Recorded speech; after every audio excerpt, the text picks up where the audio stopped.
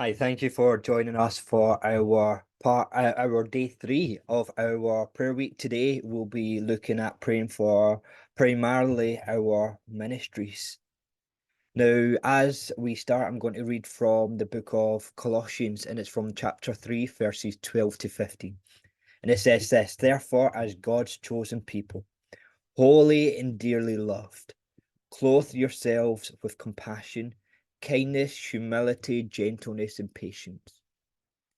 Bear with each other, and forgive one another if any of you has a grievance against someone.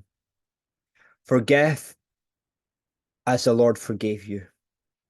And over all these virtues put on love, what binds them all together in perfect unity. Let the peace of Christ rule in your hearts, since as members of one body you were called to peace, and be thankful. Now, when we look at this passage, Paul provides almost like a blueprint of unity, and also a cooperation amongst the body of believers. As believers, we are called to live in unity. We are called to compassion, to kindness, to humility, gentleness, and patience. These are the foundational qualities of the believer. And these foundational qualities of the believer is what helps and what provides unity amongst the believers. So we're called to be compassionate with one another. We're called and to have kindness, to have humility as opposed to arrogance, to have gentleness as opposed to harshness, and to have patience as opposed to impatience. Now, I know for me, sometimes it's very challenging to operate in these areas. Sometimes it's hard to be compassionate or kind or humble and gentle and patient, but we're called.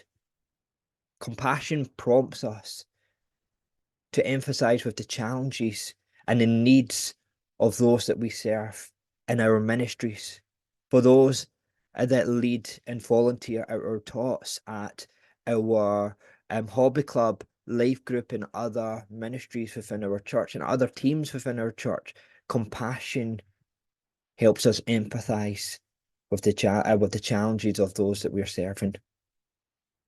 Now, kindness encourages us. It encourages us to extend a helping hand of grace, to offer support wherever and whenever is needed. Humility. Humility reminds us that the ministry's roles is essential, and no ministry is superior to another, and therefore no volunteer or leader is superior over another. Gentleness helps guide our interactions with one another. It's easier to respond in love when there's a gentle spirit that is perpetuating that love. So we're called to grace. We're called to have understanding amongst those the people that we serve, but also fellow believers, ministry leaders, volunteers. We're called to persevere through the challenges, the difficulties, the misunderstandings. Our goal, albeit Christ, is because our goal is Christ, we must persevere for unity. Forgiveness plays a crucial role in maintaining unity amongst our ministries, amongst our church, and amongst our body of believers. We are called to forgive one another. We're not asked, will you? Can you? We are called to. We must forgive one another as the Lord has forgiven us. Ministry leaders and our volunteers must be willing to extend the grace and reconciliation we see in Scripture to one another. This attitude for all of us, this attitude of forgiveness, breaks down barriers and divisions. And as leaders, as volunteers, as as servants of the Most High, unity is paramount. Love. Love is the unifying, or love bonds us together. We must have a genuine love for God and also a genuine love for one another. We must be rooted in Christ, and we must come to Christ, ask Christ by his Holy Spirit to strengthen us. So today, as we pray for our ministries, we pray for our ministry leaders. We pray that may God's grace fill our leaders. May God's grace fill our volunteers. May God's grace fill our congregation, so that when we serve one another, we are serving from a place of love and a place of unity. We're serving, we're loving God and we're serving God, and as a byproduct, we're loving and we're serving one another. Let's pray together. Heavenly Father, as we meditate on this passage, may we be reminded of what we are called to do, Father. May we be reminded of the love and the unity in which we are called here at Hopehall to live by.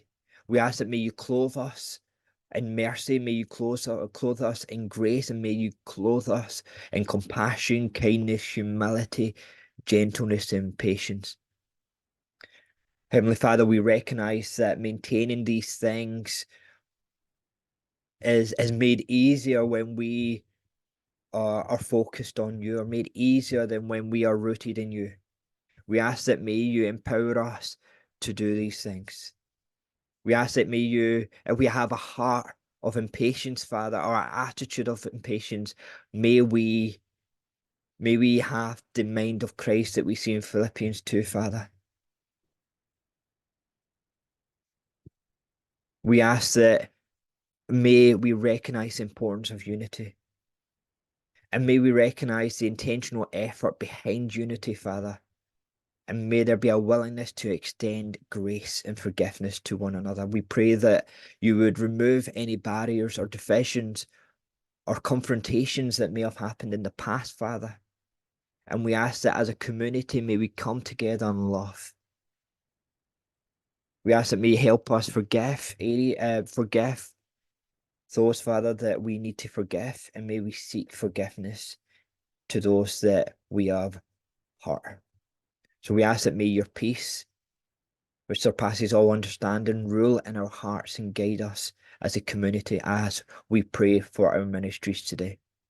We ask that may you empower us to support and uplift one another's ministries, Father, and uplift one another in Jesus' name, so that you will be glorified in all that we say, all that we do, and all that we think, Father. In Jesus' name we pray. Amen.